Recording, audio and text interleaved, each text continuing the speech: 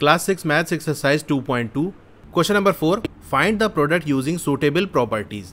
तो यहाँ आपको प्रोडक्ट निकालना है कैसे, प्रॉपर्टीज का यूज करके। तो पहले जो क्वेश्चन हमने देखे थे वहाँ भी प्रॉपर्टी का यूज ही हम कर रहे थे, लेकिन वहाँ लिखा नहीं था, क्योंकि हम वही टॉपिक पढ़े हैं, उसी से रिलेटेड एक्सरसाइज है, तो प्रॉपर्टी हम यूज़ करेंगे।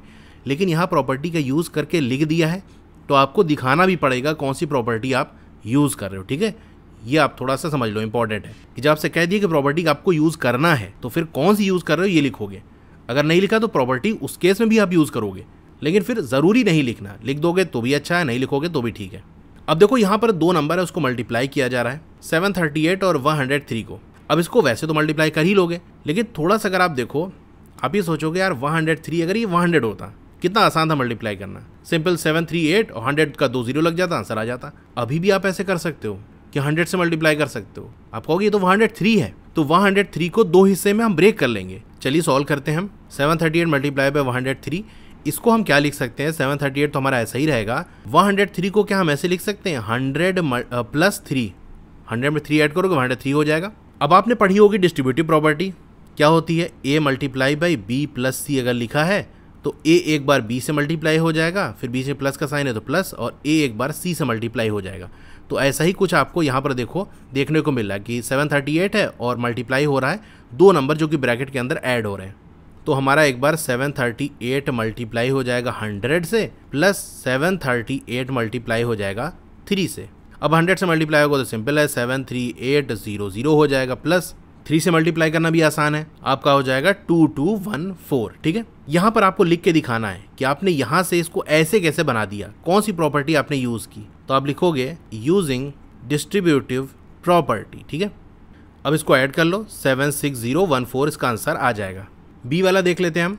तो यहाँ पर मैं इसको हटा देता हूँ। यहाँ पर भी देखो 102 से मल्टीप्लाई किया जा रहा है 854 को, तो 854 तो ऐसे ही रहेगा।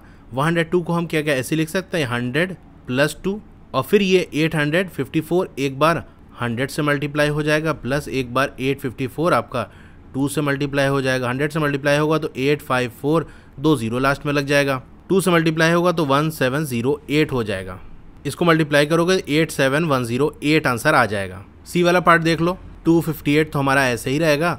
1008 को हम क्या लिख सकते हैं कि 1000 प्लस 8। अब 258 एक बार मल्टीप्लाई हो जाएगा 1000 से, और एक बार ये 258 मल्टीप्लाई हो जाएगा 8 से।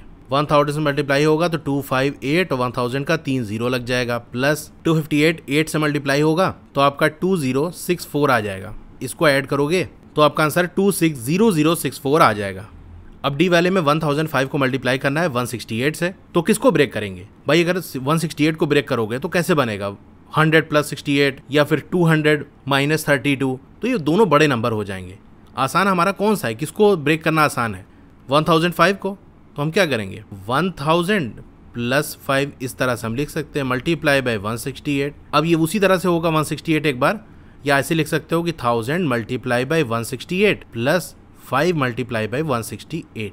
इसको मल्टीप्लाई करोगे 168000 प्लस 840, तो फाइनल आंसर आपका 168840 आ जाएगा। अच्छा, पहले वाले क्वेश्चन में आपको मैंने बताया था कि आपको प्रॉपर्टी लिख के बतानी है, और वहाँ लिख के दिखा भी दिया था। बाकी में भी सब में आप यही लिखोगे, जैसे बी वाले में बताया ना, इस वाली लाइन के सामने आप लिखोगे यूजिंग डिस्ट्रीब्यूटिव प्रॉपर्टी। इसी तरह से यहाँ पर भी लिखोगे इस लाइन के सामने, और इस वाली लाइन के सामने भी आप यहाँ लिखोगे यूजिंग डिस्ट्रीब्यूटिव प्रॉपर्टी। तो ये 4th वाला क्वेश्चन भी हमारा हो गया। और भी क्वेश्चन के सॉल्यूशंस की वीडियो देखनी है तो नीचे डिस्क्रिप्शन में आपको चैप्टर वाइज प्लेलिस्ट का लिंक मिल जाएगा, वहाँ से क्लिक करके देख सकते हो। Okay, thank you.